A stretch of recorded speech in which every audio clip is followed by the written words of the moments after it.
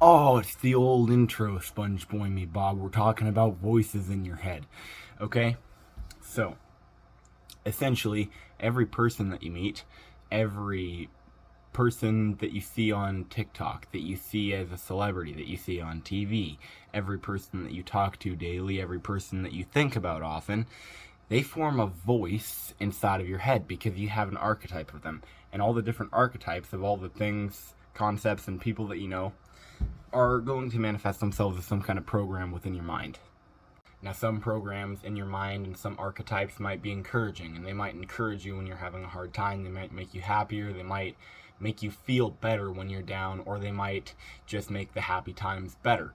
But then there are other archetypes and voices within your mind, voices of people that you know, people that you see on TikTok or TV, and in general, that you have some sort of interaction with in your mind, because your mind cannot tell the difference between a screen and a person.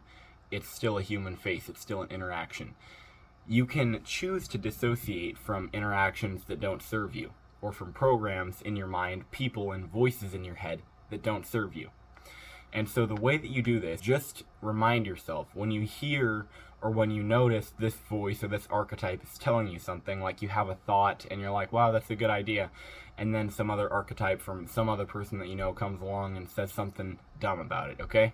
Well, you can choose to just notice when that happens and think to yourself, well, okay, well, that's just in my mind. They didn't actually say that. Now, whether or not they would have said that doesn't matter, because everything's experiential. Up until that point that they do say that stupid thing, which is a possibility, that's just an idea in your head. So you can choose to just ignore that. Now, the next thing is to dissociate from yourself, also dissociates from all the things going on up here, all right? And so the way that you actually dissociate from yourself, I find this a good method for when I'm trying to use dissociation. Look in the mirror and stare at your own eyes. So not just like one eye or not just the other eye, but stare at the dead point between the middle where you make locked actual eye contact, okay? Where it's eye to eye. Wait, eye to eye. Now you'll notice eventually your face begins to morph, your features begin to go offside, you start seeing other faces. And here's the next thing that will happen, other than the facial morphing, because that's just something that goes on within the human mind. Shit. Am I seeing this right? Is this somebody else's face? What the fuck is going on? Why isn't this face moving? Ah, shit. Now we're having hallucinations. God damn it. But watching your face morph in that way and become totally dissimilar, disproportioned, and not what you're actually doing with your face, which is nothing, can help you dissociate from your mental image, which is, in humans, mental image of yourself is largely dependent on your face, the recognition of your own face and other people's faces. Okay, so other people's faces also are kind of like the keys to the lock of their archetype within your mind. But the next thing is, now this might be a thing with HPPD. Now HPPD and having an open third eye are pretty much synonymous. Like, HPPD is pretty much having a third eye which is uncontrollably open, causing, difficulties. And third eye is pretty much where it's not really causing difficulties. Okay, so seeing spiritual and seeing spiritual. Same thing.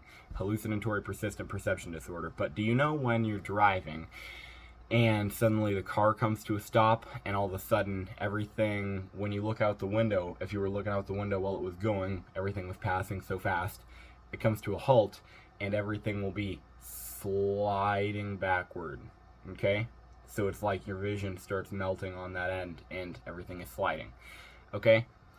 And you can actually alter this by just thinking about it. So when you think about a fast-moving train or line of traffic or line of trees alongside the road, and just imagine that in front of what you're viewing, your mind will automatically put in the necessary autopilot to keep your vision stable, and all of a sudden you can create this visual sliding or melting hallucination. But doing this while you're looking at yourself in the mirror will make your body appear to move a way that you're not moving, okay? Now, also, by just visualizing yourself talking to yourself, so look in the mirror and imagine that person that you see talking to you and saying stuff to you, because then you become aware of your own archetype. Your own archetype is pretty much the image of your whole mind, what you would say to yourself. At that point, you're operating by a extra fourth wall sort of place. You're dissociating from the character that you are and becoming... You enter sort of gnosis about what you actually are. So you gain knowledge of your entire self when you dissociate from yourself.